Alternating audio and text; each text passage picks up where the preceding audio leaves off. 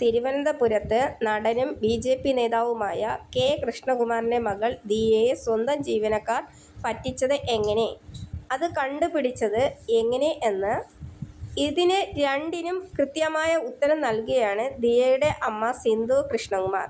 സിന്ധുവിന്റെ വാക്കുകളിലൂടെ ആണ് ആ ചതിയുടെ ആഴം അത് എങ്ങനെയെന്ന് കണ്ടെത്തിയതെന്നും അമ്മ പറയുന്നു.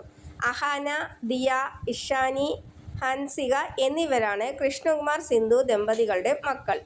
ഇതിൽ ഇഷാനിയുടെ ഇടപെടലാണ് കള്ളത്തരം കണ്ടെത്തിയത്. ഗർഭിണിയായ മകൾക്ക് കടയിൽ പോയി ഇരിക്കാൻ കഴിയാതെ വന്നതോടെ കട പൂർണ്ണമായും ജോലിക്കാരുടെ കയ്യിൽ ആവുകയായിരുന്നു. അവരെ പൂർണ്ണമായും വിശ്വസിച്ചിരുന്ന ദിയയെ പറ്റിച്ചത് വലിയ തുകകൾ. അവർ സ്വന്തം QR കോഡിലേക്ക് പണം സ്വീകരിക്കുകയും ദിയയുടെ കടയിലെ ആഭരണങ്ങൾ മറിച്ചുവിറ്റ് അത് അയക്കുന്ന കൊറിയർ ഫീസ് കൂടി ദിയയെക്കൊണ്ട് തന്നെ കൊടുപ്പിക്കുകയും ചെയ്തിരുന്നു. മകൾ ഇഷാനിയുടെ സുഹൃത്ത് ആഭരണം വാങ്ങിയപ്പോൾ ഉണ്ടായ സംശയമാണ് തട്ടിപ്പ് പുറത്തു കൊണ്ടുവരാൻ വഴിതെളിച്ചതെന്ന് സിന്ധു പറയുന്നു. നടൻ കൃഷ്ണകുമാറിനും മകൾ ദിയയ്ക്കും എതിരെ ജീവനക്കാർ നൽകിയ പരാതി വ്യാജമാണെന്നാണ്. മോഷണ ആരോപണം ഉയർന്നതോടെ രക്ഷപ്പെടാൻ വേണ്ടി കൗണ്ടർ കേസായി നൽകിയെന്ന നിഗമനത്തിലാണ് അന്വേഷണം. നിലവിൽ ലഭ്യമായ തെളിവുകൾ പരിശോധിക്കുമ്പോൾ കൃഷ്ണകുമാറിന് എതിരായ പരാതി കൗണ്ടർ കേസായി മാത്രം പരിഗണിച്ചാൽ മതിയെന്ന നിഗമനത്തിലേക്ക് പോലീസ് എത്തുകയാണ്.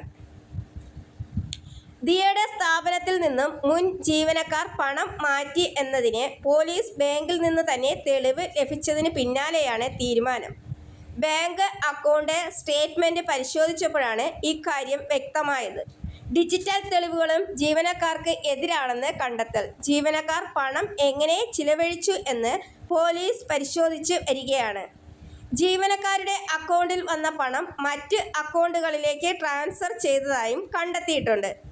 ബാങ്ക് അക്കൗണ്ടിന്റെ സ്റ്റേറ്റ്മെന്റ് പരിശോധിച്ചപ്പോഴാണ് ഇക്കാര്യം വ്യക്തമായത്. ഡിജിറ്റൽ തെളിവുകളും ജീവനക്കാർക്ക് എതിരാണെന്ന് കണ്ടെത്തൽ. ജീവനക്കാർ പണം എങ്ങനെ ചെലവഴിച്ചു എന്ന് പോലീസ് പരിശോധിച്ചു വരികയാണ്. ജീവനക്കാരുടെ അക്കൗണ്ടിൽ വന്ന പണം മറ്റ് അക്കൗണ്ടിലേക്ക് ട്രാൻസ്ഫർ ചെയ്തതായിട്ട് കണ്ടെത്തിയിട്ടുണ്ട്. ഇതിനിടെയാണ് തട്ടിപ്പ് എങ്ങനെയാണ് കണ്ടെത്തിയതെന്ന് സിന്ധു തുറന്നു പറയുന്നത്. ഇഷാനിയുടെ ഒരു സുഹൃത്ത് അവിടെ പോയി സാധനം വാങ്ങിച്ചപ്പോൾ ആ കുട്ടിയുടെ പേയ്മെന്റ് മറ്റൊരു QR കോഡിലേക്ക് വാങ്ങിയതോടെയാണ് ഈ വിവരം പുറത്തറിയുന്നത്. അങ്ങനെ ആ കുട്ടി ഇഷാനിയോട് ചോദിച്ചു. ഇഷാനി ദിയയോട് ഇക്കാര്യം ചോദിച്ചപ്പോൾ ദിയ പറഞ്ഞു, അങ്ങനെ ഞാൻ അവരോട് പറഞ്ഞിട്ടില്ലല്ലോ എന്ന്. അങ്ങനെ സംശയം തോന്നിയ ദിയ ഇൻസ്റ്റാഗ്രാം വഴി ഒരു സ്റ്റോറി ഇട്ടിരുന്നു. എൻ്റെ ഓഫീസിൽ വന്ന് ആരെങ്കിലും എൻ്റേതല്ലാത്ത QR കോഡിൽ പണം കൊടുത്ത് സാധനം വാങ്ങിയിട്ടുണ്ടെങ്കിൽ അറിയിക്കണമെന്ന്. അത് പോസ്റ്റ് ചെയ്ത ഉടനെ തന്നെ ആയിരക്കണക്കിന് മെസ്സേജാണ് ഞങ്ങൾക്ക് വന്നത്. അങ്ങനെയാണ് അത് കണ്ടുപിടിക്കുന്നത്. ദിയ ഈ ക്രൈം കണ്ടുപിടിച്ചതിൻ്റെ പിറ്റേന്ന് തന്നെ 4.5 ലക്ഷം രൂപ തിരികെ കൊണ്ട് തരണമെങ്കിൽ അവരുടെ കയ്യിൽ റെഡി ക്യാഷ് ഉണ്ട്. രാവിലെ പണം വയ്ക്കാൻ പോകാൻ പോലും സമയമില്ല. 9 മണി ആയപ്പോഴാണ് ദിയയുടെ ഫ്ലാറ്റിൽ അവർ ഓടി വന്ന് കാല് പിടിക്കാൻ തുടങ്ങിയത്.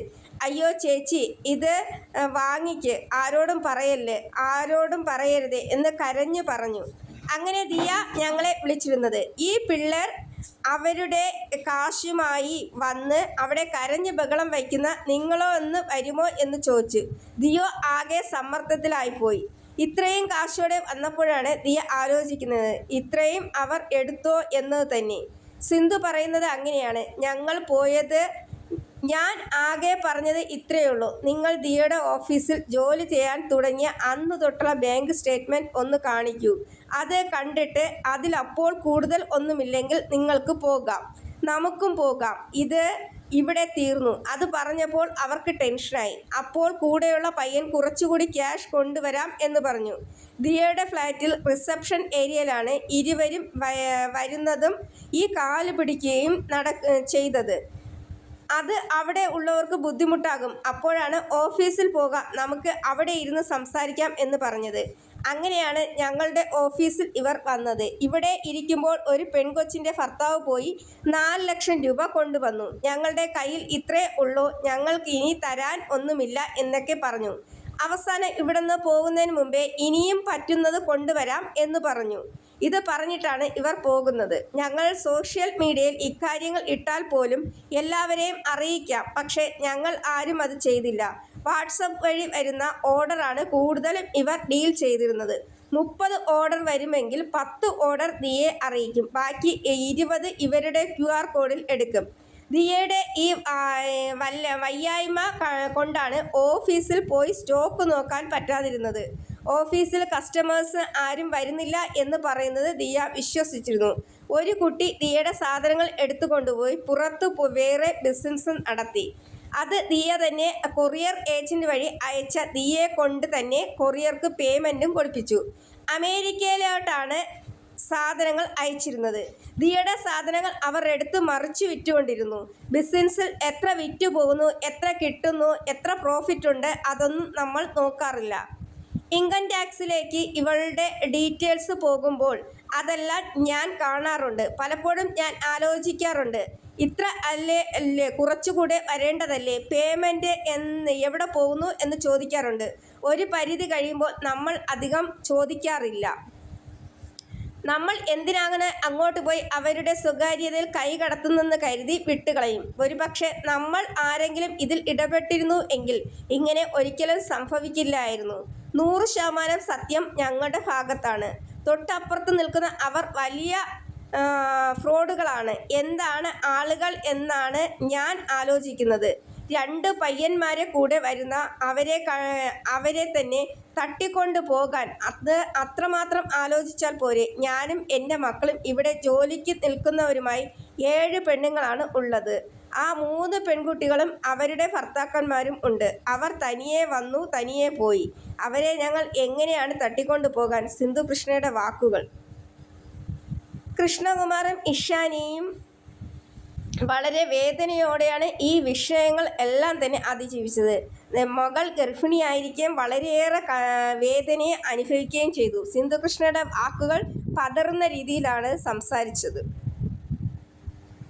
ഇവർ 3 പേരും ഞങ്ങളെ പറ്റിച്ച സെക്ഷൻ, ഞങ്ങളുടെ പൈസയും കൈക്കലാക്കിയ സെക്ഷന് ഞങ്ങളുടെ പേരിൽ നിറയെ കേസുകൾ കൊടുക്കുകയും വേണ്ടാത്ത സോഷ്യൽ മീഡിയയിൽ ഇൻ്റർവ്യൂ എല്ലാം കൊടുത്ത് ഞങ്ങളുടെ കുറച്ച് ദിവസം അല്ലെങ്കിൽ കുറച്ച് നിമിഷം തന്നെ ഞങ്ങളുടെ ഹൃദയത്തെ തകർക്കുന്ന രീതിയിലുള്ള പ്രവൃത്തികളാണ് ഇവർ ചെയ്തത്.